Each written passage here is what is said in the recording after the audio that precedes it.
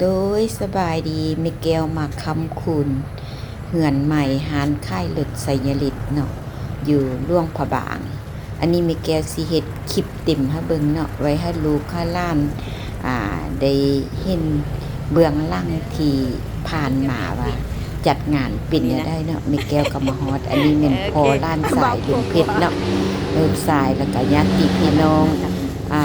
แป้งอยู่ครัวกินก็สิมีแป้งเองเดแล้วก็สิสั่งทานอาหารเดเนาะอันนี้แม่นเฮ็ดข้าวซอยเฮ็ดข้าวนมขบแล้วก็มีแหนมข้าวเนาะเอาไปเสิร์ฟให้ผู้เฒ่าผู้แก่ที่มาฟังเทศน์ฟังธรรมขึ้นเฮือนใหม่อันนี้ป้าแก้ววันซี่เนาะเฮือนเพิ่นมี2ชั้นเนาะชั้น3เป็นชั้นดาดฟ้าอันนี้เป็นชั้นที่2เนาะเพิ่นเฮ็ดกวางเฮ็ดใหญ่บ่อนค่ายเลิศเฮือนเพิ่นตัวแหงอยู่เนาะมากะมีครูบาอาจารย์มากะเกือบครบแล้วเนาะโดยแล้วก็มีผู้เฒ่าผู้แก่มาคำคูณขึ้นเฮือนใหม่เนาะอยู่เมืองหลวงนี่ฮิตเพิ่นสิต่างกับอยู่เวียงจันทน์เนาะโดย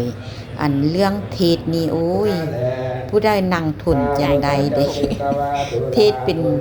เกือบ2ชั่วโมงเนาะแล้วก็มีเพิ่นมาเสิร์ฟขนมครกบ่เสิร์ฟแหนมข้าวให้ผู้เฒ่าผู้แก่เนาะเฮ็ดแล้วก็สิแม่นหวานฝุ่น5แก้วโดย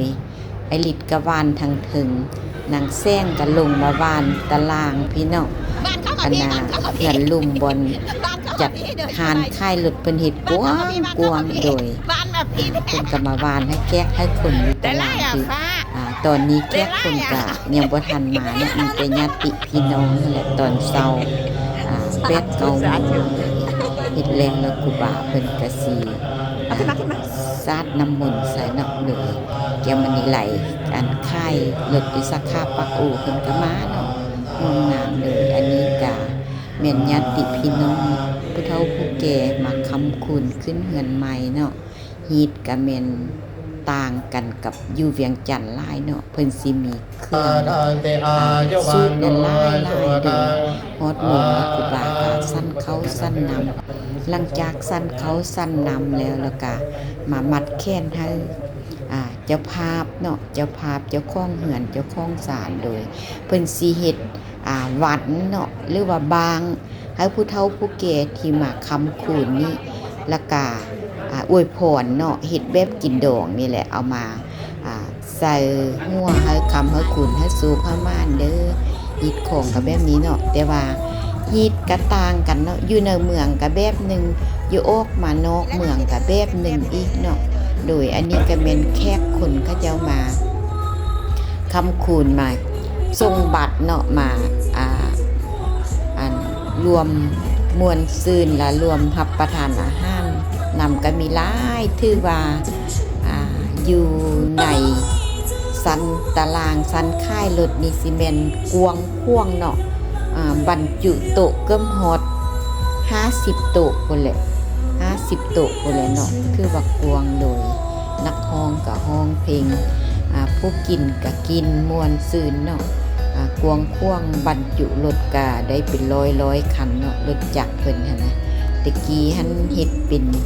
เทิบเนาะเดี๋ยวนี้2ชั้น3ชั้นอยู่ก็สิเย็นสบายเลยแค่คนก็สิประมาณนี้แหละหลายผู้ใดก็ยิ้มแย้มแจ่มใสอากาศก็เย็นดีเด้อยู่ในบ่ท่าได้ติดแอร์เนาะเพราะว่ามันมี2ชั้น3ชั้นมันก็เลยว่าอากาศเย็นเลยร้านเช้าก็มาแล้วร้านเช้าไม่กูมาจ่ายบอกโอ้ลืมหมดร้านตัวเองปิดห้านอ่ะกรรมกรเขาค่ะโอเคเดี๋ยวว่าผู้สาวน้อยทำได้เลยจ้ะคนไล่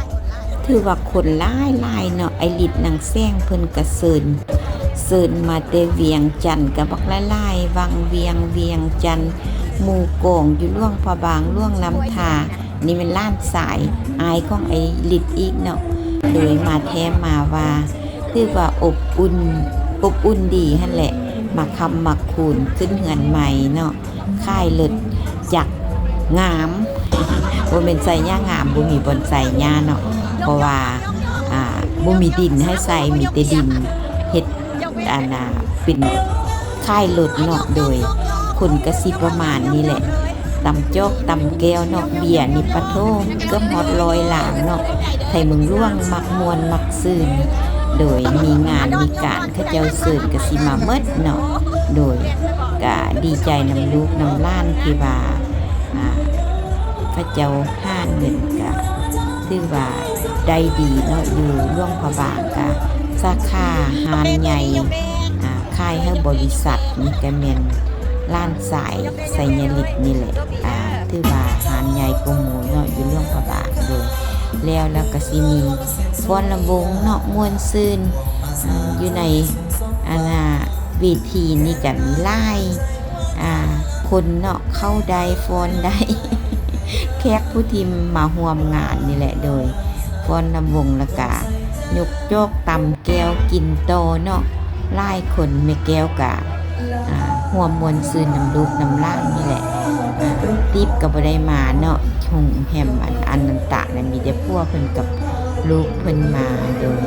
ก็สิประมาณนี้แหละแม่แก้วกะไปออกกำลังกายน้ำหมู่น้ำกองน้อยนึงเนาะนำพี่นำน้องนางม่อนเป็นหมู่กันตั้งแต่อายุ14ปีเนาะแม่แก้วมาอยู่เวียงจันทน์มาอยู่บ้านดอนก็ได้เพิ่นนี่แหละเป็นหมู่เป็นกองพาไปเอาเม่งแข่งเนาะ ผู้นี้แหละม่วนนำกันโดยฮอดเวลาแล้วแม่แก้วก็สิได้กลับไปบ้านนางไม้แล้วเนาะเพราะว่าแม่แก้วพักอยู่พุ่นมาแต่ละเทื่อก็สิพักอยู่บ้านล้านเศร้าอันนี้เป็นบ้านล้านสายเนาะบ้านปลากับอีกเหือนหนึ่งโดยไปกันเด้อบ๊ายบายโชคดีคลิปหน้าโพกันอีกขอให้มีโชคมีลาภมีโชคมีใสเบิดทุกผู้ทุกคนที่เห็นคลิปนี้ก็ให้โชคดีมีความสุขเด้อ